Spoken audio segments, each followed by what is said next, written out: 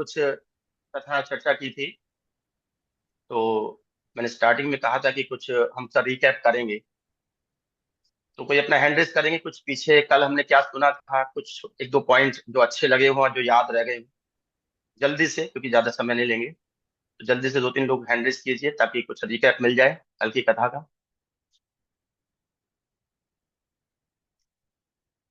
Quickly, जल्दी जल्दी कीजिए। यस संदीप प्रभु।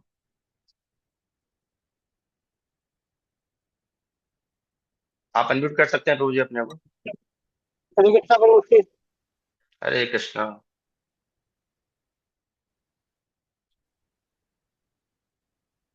यस प्रभु। प्रभु जी, कल जैसे आपके पास लासा तो सनम है, वो मथुरा में हुआ था, पर वहाँ पे भगवान प्रकट हुए और सनम उनका गोकुल में ऐसे कन्हैया से ही हुआ। तो आपने कल क्लास में बताया भी है। हम्म। गुड। थैंक यू प्रभु जी। और किसी के पास कोई और पॉइंट्स हैं कल के जो याद हो?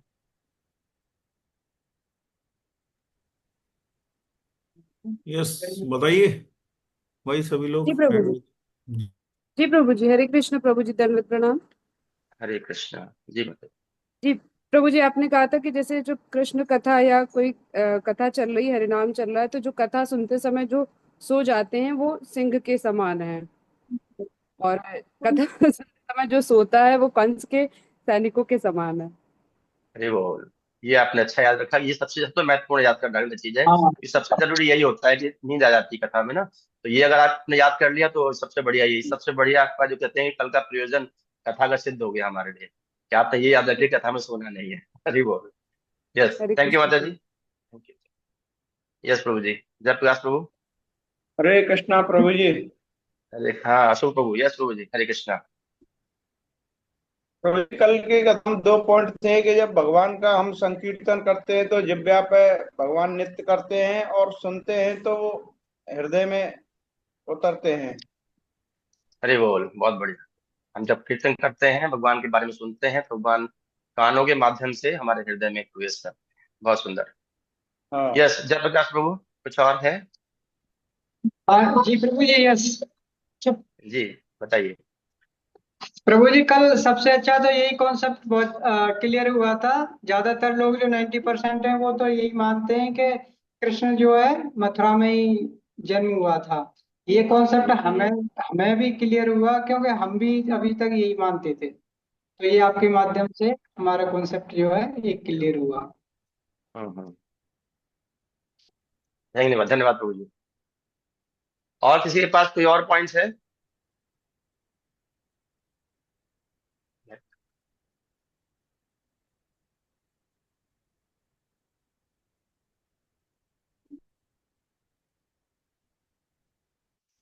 ठीक है। तो कल हमने कुछ चीजें ली थी जो उसमें कुछ रिकैप सब लोगों ने किया। बाकी कथा को और ध्यान से सुनिए ताकि और चीजें रिकैप हो पाए।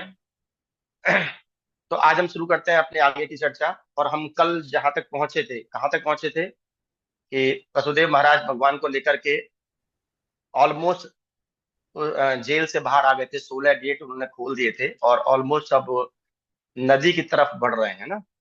यमुना नदी पार करना है, यमुना नदी की तरफ वो आगे उनका आगे का उनका स्थान चल रहा है। तो अब उसकी आगे चर्चा करेंगे कि कैसे आगे, क्या क्या उनके सामने रुकावटें आई या क्या क्या और चीजें सामने आई और उनका क्या क्या महत्व है। तो पहले प्रार्थना करते हैं। ओम अज्ञानतिमिरान्धस्य ज्ञानाञ्जनशलाकया चक्षुरुन्मिलितं येन तस्मै श्री गुरुवे नमः। श्री चैतन्य मनोभीष्टं स्थापितं येन भूतले स्वयं रूप कदा मह्यं ददाति स्वपदान्तिकं। वन्देऽहं श्रीगुरोन् श्रीयुतपदकमलं श्रीगुरोन् वैष्णवांश्च श्रीरूपं साग्रजातं सगण रघुनाथान्वितं तं सजीवं साद्वैतं सावधूतं परिजनसहितं कृष्ण चैतन्य देवम् श्री राधा कृष्ण पादान सैगण ललिता श्री विशाखान्वितांश। हे कृष्ण करुणा सिंधु दीन बंधु जगतपते गोपेश गोपिका कांत राधा कांत नमोस्तुते। तप्त कांचन गौरांगी राधे वृंदावनेश्वरी वृषभानुसुते देवी प्रणमामि हरिप्रिये। वाञ्छाकल्पतरुभ्यश्च कृपा सिन्धुभ्येव च पतितानां पावनेभ्यो वैष्णवेभ्यो नमो नमः। नमो विष्णुपादाय कृष्णपृष्ठाय भूतले श्रीमते भक्ति वेदांत स्वामिनीति नामिने। नमस्ते सारस्वती देवे गौरवाणी प्रचारणे निर्विशेष शून्यवादी पाश्चात्य देश तारणे। जय श्री कृष्ण चैतन्य प्रभु नित्यानंद श्री अद्वैत गदाधर श्रीवास आदि गौर भक्त वृंद। हरे कृष्णा कृष्ण कृष्ण हरे हरे, हरे राम राम राम हरे हरे। हरे कृष्णा। तो मैं अपने गुरु महाराज श्रील प्रभुपाद और आप सभी वैष्णव से आशीर्वाद की आकांक्षा के साथ में आज की कथा प्रारंभ करेंगे। कल हमने कुछ सुना था, कुछ चर्चा की थी, कैसे भगवान प्रकट हुए उस कारागार में, और फिर कारागार से जब बाहर उन्होंने आदेश दिया, उन्हें निर्देश दिया अपने पिता वसुदेव महाराज को कि मुझे शिफ्ट कीजिए। तो जब वसुदेव महाराज उनको लेके चले हैं तो कैसे वो जेल के द्वार खुले, उनकी हमने कुछ उपमाएं भी देखी थी। अब सारे द्वार खुल चुके हैं। सारे द्वार खुलने के बाद में अब वसुदेव महाराज कृष्ण को लेकर के नदी किनारे आ गए और अचानक बहुत तेज वर्षा होती। और ये देखते हैं, हम अक्सर देखते हैं कि जन्माष्टमी के दिन वर्षा होती है, उसको बड़ा शुभ माना जाता है। कहते हैं बड़ा ऑस्पिशियस है जिस दिन बारिश नहीं हो। जन्माष्टमी में बारिश नहीं हुई इस बार, तो जन्माष्टमी में बारिश होना बड़ा शुभ माना जाता है, बड़ा ऑस्पिशियस माना जाता है। तो क्या कारण है कि उस दिन बारिश हुई? कुछ कारण समझेंगे। आचार्य, देखिए हमने तो सिंपल से कथा सुनी है बचपन से कि भगवान जेल से बाहर निकल के उनको लेकर गए वासुदेव महाराज, और बारिश हुई उसके बाद में उन्होंने, महाराज ने जो है नदी पार की और गोकुल पहुंच गए। लेकिन इन सब के बीच में ये जो घटनाएं हो रही हैं, इनके बहुत मीनिंग है, बहुत अर्थ है, और ये सिर्फ आचार्यगण समझाते हैं। आचार्यगण एक अलग दृष्टि से देखते हैं इन घटनाओं को, और वो क्या क्या समझाते हैं आज एक एक चर्चा करेंगे। जरा वो कारण गिनिएगा, कितने कारण हो सकते हैं वर्षा होने के। जो मेरी मेरी परिकल्पना नहीं है, सब आचार्यगण की परिकल्पना है। मैंने जो सुना है मैं वो बताऊंगा कि आचार्यगण कैसे व्याख्या कर रहे हैं इस बारिश के होने की। तो पहला कारण, बारिश क्यों हुई, वर्षा क्यों हुई। सामान्यतः होता क्या है कि जब वर्षा होती है ना, तो जो लोग घर में हैं वो घर में ही रहना चाहते, वो घर से बाहर निकलना नहीं चाहते। तो वर्षा होने का कारण क्या है कि वो जो लोग घर में हैं वो घर में ही रहे, ताकि वसुदेव महाराज कृष्ण को ले जा रहे हैं उनको कोई देख ना पाए, उनको कोई दृष्टि में ना ला पाए अपने। कृष्ण को भगवान महाराज लेकर के जा रहे हैं कहीं पर, कोई उनको देख ना पाए, इसलिए लोग घर में ही रहें, इसलिए वर्षा हुई। ये पहला कारण। जो लोग घर में हैं वो घर से बाहर नहीं निकलते, घर से बाहर आना पसंद नहीं करते हैं बारिश में। दूसरा, जो घर के बाहर हैं वो भी जल्दी घर पहुंचना चाहते हैं, इसलिए वो भी ध्यान नहीं देंगे कि कौन जा रहा है। अर्थात वसुदेव महाराज जब कृष्ण को लेकर जा रहे हैं तो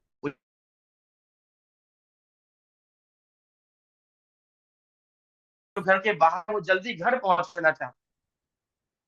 तीसरे, वो लोग जो घर के बाहर है बहुत दूर है और घर में पहुंचने में समय लग सकता है, वो कहीं रुके हुए भी हैं अगर, तो भी बारिश इतना तेज है कि उन्हें कुछ दिखाई नहीं दे रहा कि कौन।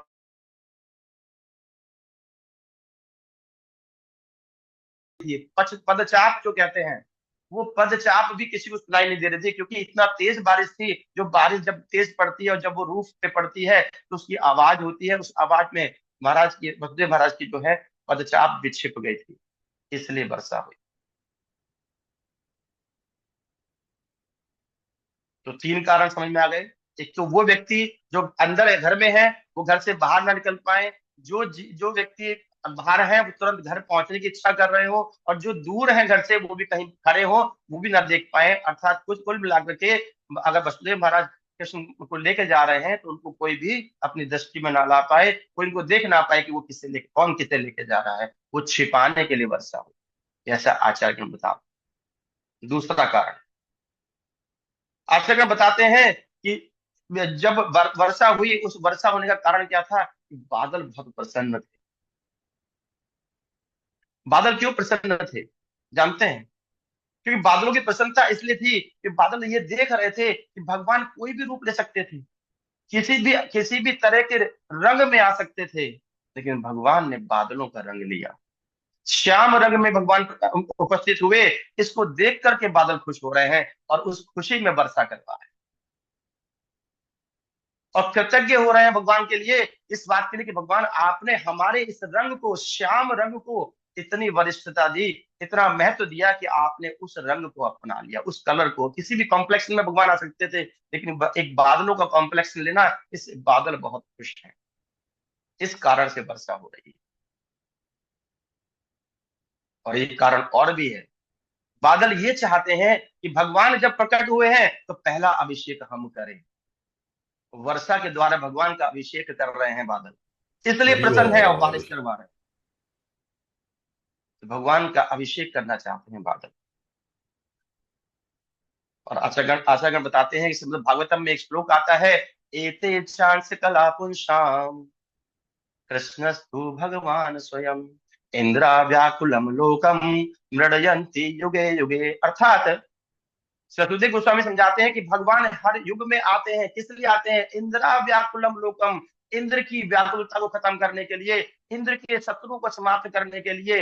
इसलिए इंद्र प्रसन्न है कि भगवान प्रकट हुए हैं और मेरी अब समस्या, अर्थात कंस अगर मेरे लिए चैलेंज बन सकता है तो उसको समाप्त करेंगे, या और भी जो शत्रु हैं उनको समाप्त करेंगे। इसलिए अब इंद्र प्रसन्न है और वो अपने डिपार्टमेंट के द्वारा भगवान का अभिषेक कर रहे हैं, भगवान के साथ, भगवान पे प्रसन्न होकर के उन पे वर्षा कर रहे हैं। उनका डिपार्टमेंट है ना, रेन डिपार्टमेंट इंद्र का, अपने डिपार्टमेंट, अपने विभाग के द्वारा भगवान पे वर्षा कर रहे हैं। एक ये कहते हैं कि एक ये कारण हो सकता है। कितने कारण हो गए अब तक, गिने किसी ने? कितने चार कारण हो प्रभु चुके जी, हैं? चार चार नहीं, प्रभु जी। पहले वाले में ऑलरेडी 3 थे तो 6 हो गए। आपने वो उसको 3 को सर एक मान लिया होगा ना, कि व्यक्ति अंदर घर में रह रहा है, वो सब 3 जी है जी। तो हाँ ठीक है, आपकी काउंटिंग सही है। ठीक है, मतलब कुल मिला के 6 हो गए, लेकिन आपके अकॉर्डिंग वो एक पूरा एक मान लिया आपने। गुड। ये कहते हैं ना अटेंटिव रहना। थैंक यू माता जी। इसके बाद एक बहुत सुंदर कारण और भी है। देखिए, कृष्ण को कई नाम से पुकारा जाता है। क्या कहते हैं उनको? गोपालक कहते हैं। हे गोपालक, हे कृपा, हे जल निधे, हे सिंधु कन्यापते। क्या शब्द आता है इसमें? सिंधु कन्यापते। सिंधु अर्थात समुद्र, और उनकी कन्या कौन? लक्ष्मी जी। और लक्ष्मी जी के पति कौन? विष्णु अर्थात कृष्ण। तो यहाँ पर सिंधु अर्थात समुद्र प्रसन्न है। और समुद्र कौन है? समुद्र का रिलेशन क्या है कृष्ण के साथ में? क्योंकि समुद्र लक्ष्मी के पिता है। लक्ष्मी लक्ष्मी जो है सिंधु पुत्री है। और तो कृष्ण कौन हुए? उनके सन इन लॉ। अर्थात सिंधु जो समुद्र है वो कृष्ण का ससुर के रूप में है, की रोल में है, और जो कृष्ण है वो उनके सन इन लॉ, उनके दामाद के रूप में है। और सिंधु इसलिए प्रसन्न है कि मेरे सन इन लॉ ने, मेरे दामाद ने यहाँ प्रकट, आपने अपने को प्रकट किया है, तो मैं भी किसी माध्यम से उनका स्वागत करना चाहता हूं। तो कैसे स्वागत कर रहे हैं? वो वाटर साइकिल के थ्रू स्वागत कर रहे हैं। वाटर साइकिल के थ्रू वो बादलों को पानी दे रहे हैं, जिससे वर्षा हो रही है। और इसमें सिंधु अपने आप को कृतज्ञ प्रकट। और एक और भी कृतज्ञता है सिंधु की, समुद्र की, क्योंकि समुद्र को कहते हैं कि दयालुता का प्रतीक माना जाता है, और भगवान दयालुता के समुद्र हैं। तो वो जो दयालुता जो भगवान ने ली है, इसलिए भगवान के कई नाम होते हैं भगवान के। भगवान कहते हैं कृपा सिंधु, करुणा सागर। ये नाम क्या है? इनका नाम का अर्थ है कि भगवान कृपा के सागर हैं, दयालुता के सागर हैं। तो इस कारण से भी सिंधु जो है, समुद्र, पूरी तरह से कृतज्ञ है भगवान के लिए, कि भगवान ने दयालुता जो ली वो समुद्र के आचरण से ली है। तो इसलिए सिंधु अर्थात समुद्र प्रसन्न है। और इसके बाद नेक्स्ट कारण आता है, एक शब्द आता है संस्कृत में, शब्द है जीवन। जीवन को इंग्लिश में लाइफ, वो जीवन बोलते हैं जो जीवन हम जी रहे हैं, लेकिन जीवन में का संस्कृत में जो अर्थ है, उसका अर्थ होता है पानी। जीवन का अर्थ पानी है संस्कृत के अंदर। और इसके एक श्लोक आता है, यमुना जीवन खेली परायण मानस चंद्र चकोरा नाम सुधारस गाओ कृष्ण यश राखे बचन मन मोरा। अर्थात जब समुद्र, जिसको जीवनधारी बोला जाता है, अर्थात समुद्र के अंदर पानी भरा हुआ है, क्या बोलते हैं समुद्र को? जीवनधारी। और उस और भगवान कौन है? कृष्ण को जीवन के स्वामी है। कृष्ण जीवन के स्वामी है, समुद्र जीवनधारी है, तो समुद्र सोचता है क्यों क्यों ना मैं अपना जीवन इस जीवन के स्वामी को समर्पित कर दूं। इस कारण से उस वाटर साइकिल के थ्रू समुद्र जो है अपना जल भगवान को दे रहे हैं उस रेन के थ्रू। तो क्या क्या क्या कहना चाह रहे हैं कि जो भी हमारे जो भी समुद्र के अंदर जो भी जल है, जो जीवन के रूप में जल है, वो मैं उन जीवन के स्वामी को देना चाहता हूँ। इस इच्छा से, इस भाव से समुद्र अपने जल को बादलों के माध्यम से भगवान तक पहुंचा रहे हैं। तो वर्षा होने के ये कुल 7 या 8 कारण आचार्य समझाते हैं। तो वर्षा हो रही थी, अब वर्षा होते होते यहाँ पर कुछ और आगमन हुआ। किसका आगमन हुआ? अनंत शेष का। अनंत शेष अर्थात शेष नाग आ गए। इसलिए आ गए, अनंत शेष आए भगवान को प्रोटेक्ट करने के लिए। किस चीज से प्रोटेक्ट करने के लिए? किससे प्रोटेक्ट कर रहे हैं अनंत शेष भगवान को? कहते हैं वारी निवारयन, अर्थात पानी से बचा रहे हैं, ताकि भगवान या वासुदेव महाराज भीगे नहीं। तो अनंत शेष आ गए पीछे। और कहते हैं वारी निवारण के साथ साथ अनंत शेष के बारे में ये भी कहा जाता है वो क्यों आए हैं। उनके वारी निवारण के साथ कहते हैं अरि निवारयन। अरि बोलते हैं शत्रु। कोई भी शत्रु वहां पे आ सकता है जो कि रुकावट डाल सकता है उनके उस यात्रा में। उससे बचाने के लिए स्वयं, जो कि अनंत शेष बलराम के रूप में है, बड़े भाई के रूप में है, लेकिन वो छोड़ के क्योंकि दास सेवक है भगवान के, अनंत शेष स्वयं आ गए वहां पर उनको सुरक्षा देने के लिए। और सुरक्षा देने के लिए भाव देखिए अनंत शेष का क्या है। भाव देखिए क्या है कि अनंत शेष आगे से सुरक्षा नहीं कर रहे हैं, पीछे खड़े। किसके पीछे खड़े हैं? वासुदेव जी के पीछे खड़े। वासुदेव आगे, वसुदेव उनके पीछे, और वसुदेव के पीछे अनंत शेष। क्या अर्थ है इसका? इसका अर्थ है कि वो दासानुदास को जो कहना चाहते हैं कि मैं दास का दास हूं, अर्थात भगवान उनके पीछे, वसुदेव जी उनके दास और मैं उनके पीछे दास की सेवा कर रहा हूं। ये भाव दिखलाना चाहते हैं अनंत शेष। अब वो भगवान की सुरक्षा कर रहे हैं किससे? शत्रुओं से और पानी से। लेकिन जब अनंत शेष आए तब क्या हुआ?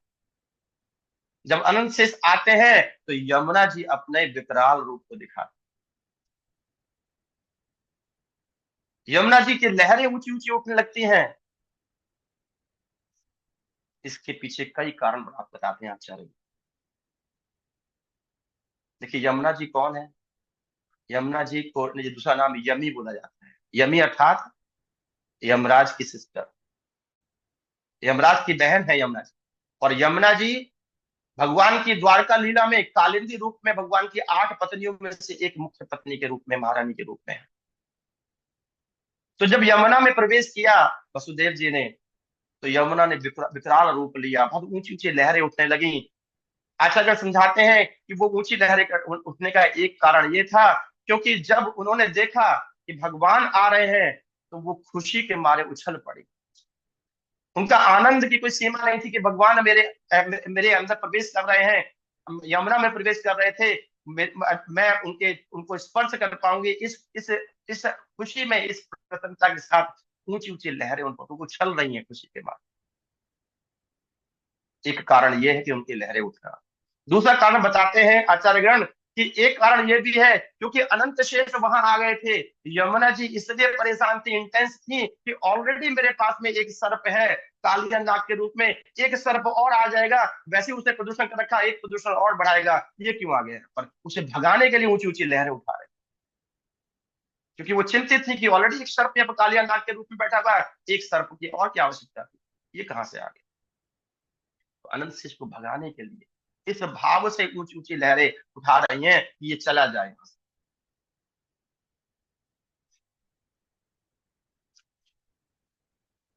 और क्या कारण बताते हैं यमुना जी के ऊंचे ऊंचे लहरें उठने का? आचार्य बताते हैं कि यमुना जी कृष्ण की पत्नी है और एक तरह से उस समय, पत्नी तो बाद में बनी थी, अभी तो प्राकट्य लीला चल रही है, तो हमें पता है पत्नी है उनकी, लेकिन उनका विवाह तो बाद में हुआ था जब द्वारका लीला होती है।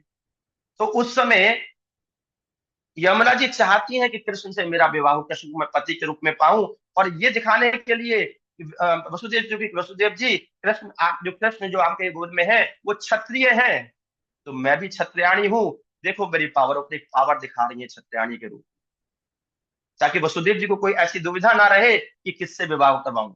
तो ये प्रूव करना चाहती हैं अपने आप को कि अगर क्षत्रिय आपकी गोद में है तो मैं भी क्षत्रियाणी हूं, देखो मेरी ताकत।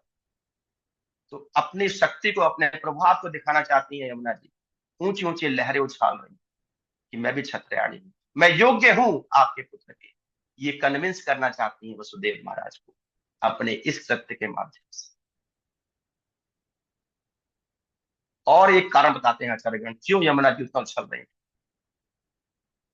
जब यमुना जी का में ऊंची ऊंची लहरें उठ रही थी तो पानी चारों तरफ फैल रहा था,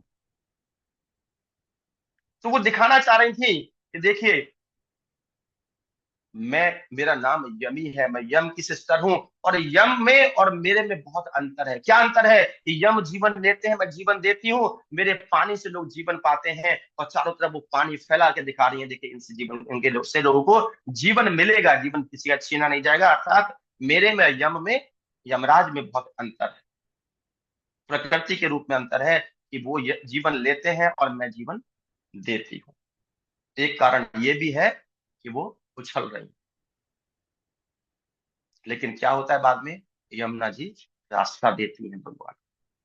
अब ये रास्ता क्यों देती हैं, इसके पीछे भी आचार्यगण कारण बताते हैं, कई कारण बता रहे हैं आचार्यगण क्यों रास्ता दिया यमुना जी ने। यमुना जी ने रास्ता दिया, उसका एक कारण ये था कि यमुना जी दिखाना चाहती थी कृष्ण को कि देखो मेरे अंदर एक कालिया नाग बैठा है, इस तरह इसको समाप्त करो यहां से, इसने बहुत प्रदूषण कर रखा है। वो कालिया नाग को दिखाना चाहती कि आओ मेरे अंदर प्रवेश करो, इस कालिया नाग को यहाँ से भगाओ, इसने बहुत प्रदूषण कर रखा है। और इसीलिए यहाँ पे तीन शब्द कृष्ण नाम के तीन यहाँ पे मीनिंग आते हैं। जब बोलते हैं कृष्ण, तो कृष्ण जो हमारे कृष्ण वो हैं। जब कृष्णा बोला जाता है तो यमुना जी को कहा जाता है कृष्णा, और कृष्ण बोलते हैं तो कृष्ण अर्थात कृष्ण वो सर्प है जो काले रंग का सर्प है। तो कृष्ण के तीन मीनिंग है, कृष्ण यानी कृष्ण जो भगवान कृष्ण है, कृष्णा अर्थात यमुना, और कृष्ण केवल वो है वो काला नाग। उस रूप में कृष्ण के नाम की व्याख्या की जाती है, ऐसा समझाते हैं इस रूप में हम व्याख्या कर सकते हैं। तो एक कारण ये था रास्ता दिखाने का कि इस कालिया नाग को मेरे यहां समाप्त कीजिए, इसने बहुत प्रदूषण कर रखा है। दूसरा कारण क्यों यमुना जी ने रास्ता दिया, उनको राम अवतार याद आ गया।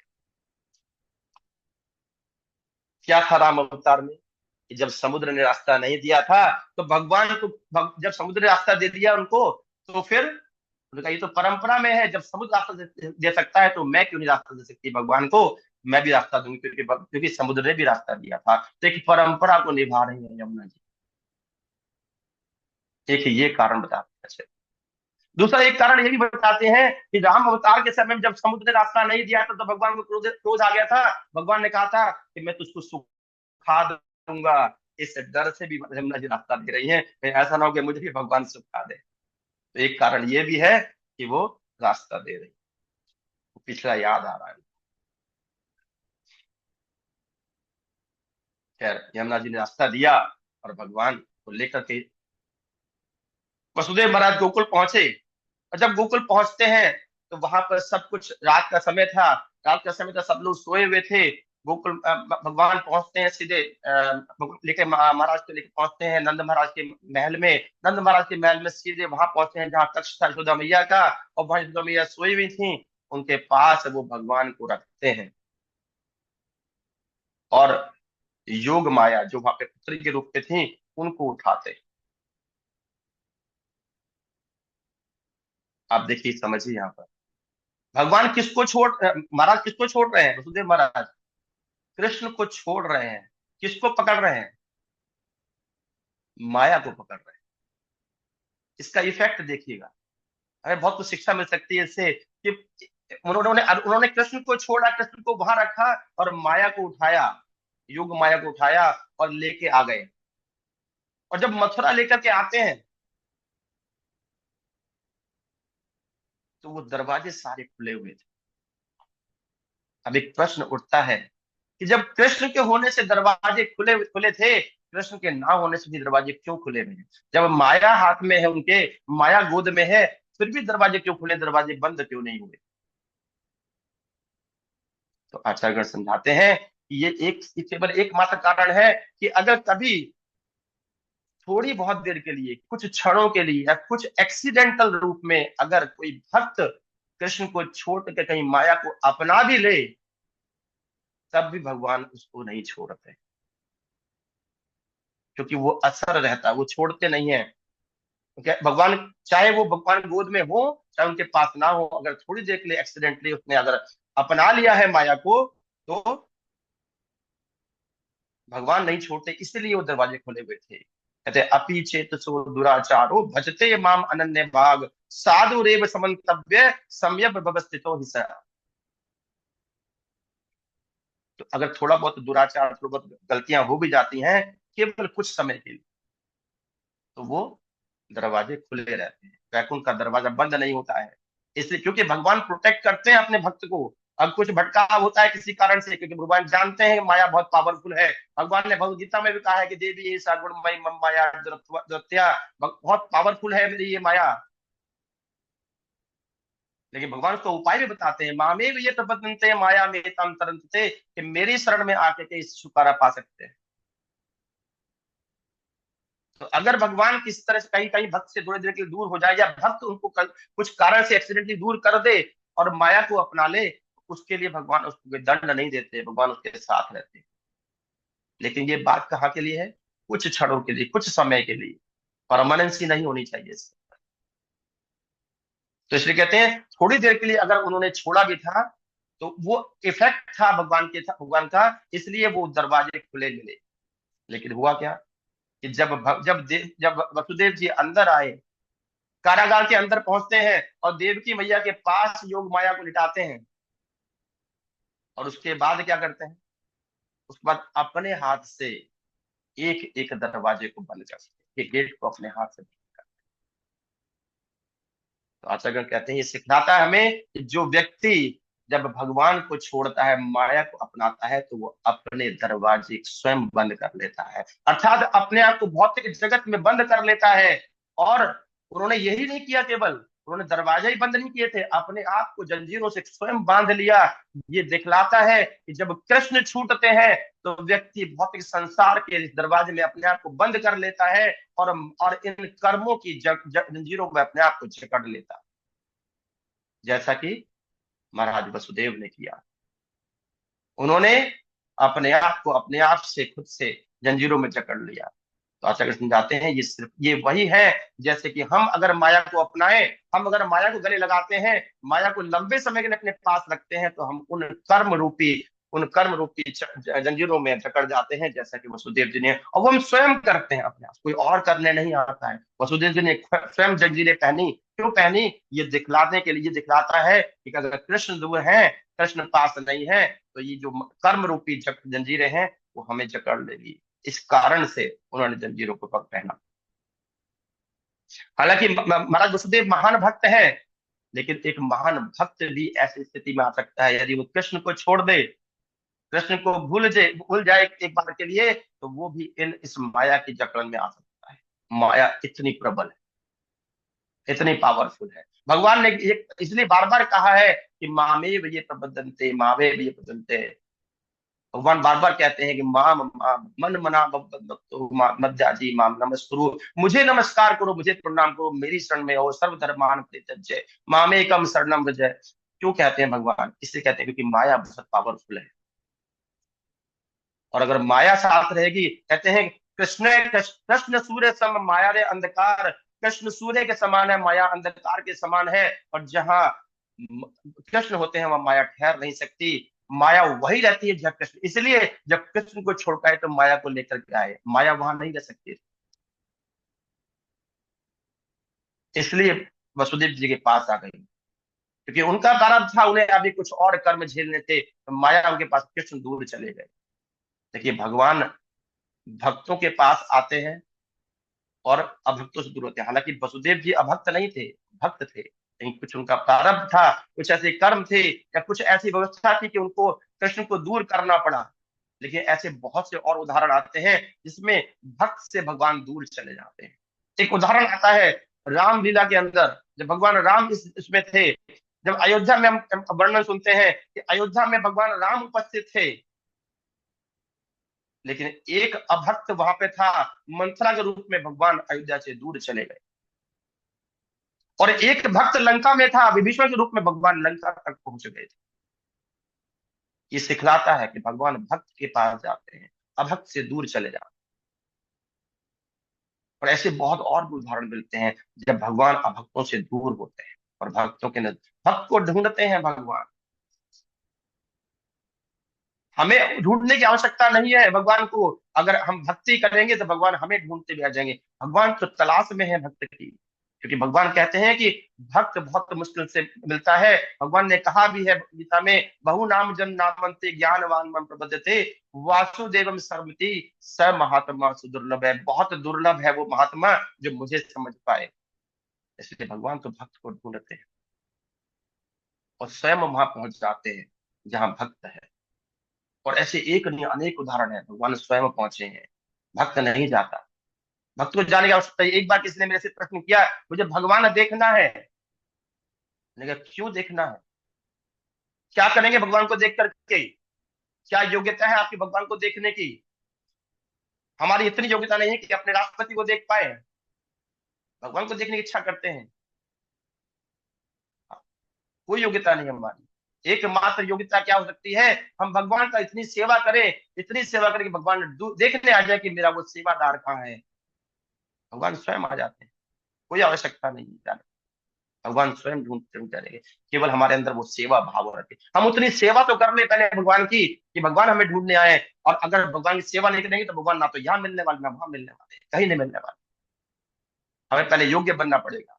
अरे अपने राष्ट्रपति से भी मिलना है तो उनके पास भी एप्लीकेशन लगानी पड़ती है, कई महीनों में जाके अपॉइंटमेंट मिलता है। उसके बाद पूछा जाता है काम क्या है, किस लिए मिलना है, क्यों आए हो। और हमारी कोई योग्यता नहीं है, भगवान से मिलना चाहते। तो इस पूरी कथा से हमें यही बहुत सारी शिक्षाएं मिल सकती, ले सकते हैं हम लोग। इतनी सारी शिक्षाएं आचार्य समझाते हैं, ये शिक्षाएं जीवन में उतारने वाली हैं। हम इनको अगर जीवन में उतारेंगे तो निश्चित रूप से परिवर्तन आएगा। और वो परिवर्तन, वही परिवर्तन ऐसा होगा जो परिवर्तन हमें यहाँ से इस बर्थ साइकिल को तोड़ने में हमें हेल्प करेगा। हम जन्म मृत्यु चरा व्याधि के चक्र से छूट सकते हैं यदि हम इन शिक्षाओं को अपने जीवन में उतारें। हमें अक्षर से इन शिक्षाओं को समझना होगा। एक एक एक एक शिक्षा हमें सिखलाती है कि हमें कैसे अपने जीवन को चलाना है, कैसे आगे बढ़ना है, कैसे कृष्ण को अपनाना है। कृष्ण को प्रभुपाद कहा करते थे कि जो कृष्ण भक्त नहीं है वो गधा है, वो मूढ़ है। मूढ़ कहते थे, मूढ़, मूढ़ गधे को बोला जाता है, मूर्ख है। जिसके जीवन में कृष्ण नहीं है तो मूर्ख कहते थे प्रभुपाद। तो कृष्ण को अपनाना है, माया को दूर रखना। एकदम से नहीं होता है, धीरे धीरे होता है, ये क्रमशः विकास है। इसको स्वयं भगवान ने भी कहा है, इसलिए भगवान ने वेद शास्त्र दिए कि जो अभक्त पहले वेद पढ़े, कर्म कांड कर, धीरे धीरे क्रम से विकास करते करते मेरा भक्त बने। तो ये क्रमशः विकास है, इसमें कोई ऐसा नहीं कि एकदम हो जाएगा, लेकिन हमें लगातार प्रयास करना है। प्रयास जरूरी है, भगवान प्रयास को देखते हैं। जब प्रयास संपूर्ण होता है तो भगवान की कृपा हमेशा आती है। कृपा तभी आती है जब प्रयास होता है, बिना प्रयास के कभी कुछ नहीं मिलता।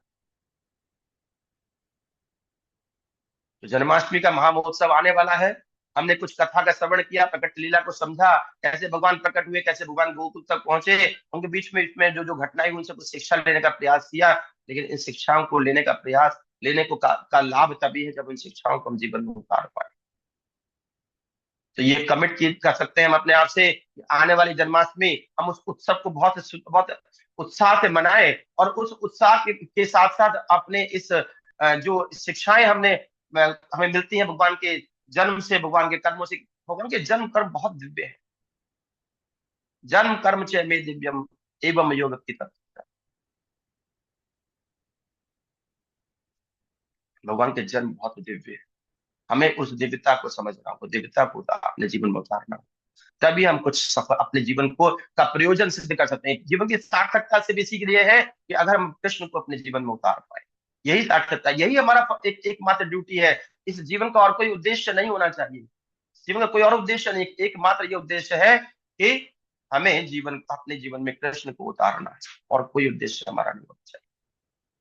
अगर हम इस जीवन में इस जीवन में कृष्ण को नहीं अपना पाए तो फिर इसी बर्थ साइकिल में फंसेंगे, फिर किसी और जीवन में आए, अब पता नहीं अगला जीवन क्या मिले।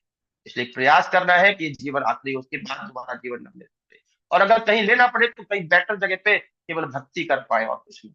हमें ऐसा एनवायरनमेंट मिले, ऐसी जगह मिले कि हम केवल भक्ति को अपने बढ़ा पाए आगे, हम कहीं पीछे ना गिरे, नीचे ना गिरे, ये प्रयास करना। तो आज की कथा के समापन में हम यही कहेंगे कि इन शिक्षाओं को हमें जीवन में उतारना है। आप सभी से आग्रह है, सभी से प्रार्थना है कि कृष्ण को अपने जीवन में उतारिए। भगवान कृष्ण को उतारने का एकमात्र और उसका उपाय है भगवान के नाम का जप, भगवान के नाम का संकीर्तन, भगवान के नाम को अपनाना, भगवान को नाम रूप गुण लीला धाम के अनुसार उनके अलग अलग रूपों में उनको पहचानना, और उनको अपने जीवन में अपने साथ सम्मिलित करना हर का, यही एकमात्र रास्ता। हरे कृष्णा कृष्णा कृष्णा हरे हरे, हरे राम राम राम हरे हरे। हरे हरे कृष्णा। बहुत बहुत कृष्णा। धन्यवाद, बहुत बहुत हरे धन्यवाद कृष्णा। कथा सुनने के लिए। किसी का कोई प्रश्न या कोई त्रुटि हो तो मेरे से क्षमा कीजिएगा। कोई अगर कुछ ऐड ऑन करना चाहते हैं, कुछ गलत मैंने बोला हो तो उसके लिए आप उसको करेक्ट कर सकते हैं, सबका स्वागत है। और कोई प्रश्न, कोई दुविधा हो, इसका मैं अगर उत्तर देने की क्षमता रखूंगा तो जरूर उसका उत्तर देने का प्रयास करूंगा, और नहीं तो मेरे बड़े वरिष्ठ यहाँ बैठे हुए हैं, श्रीमान सुंदर गोविंद प्रभु, तो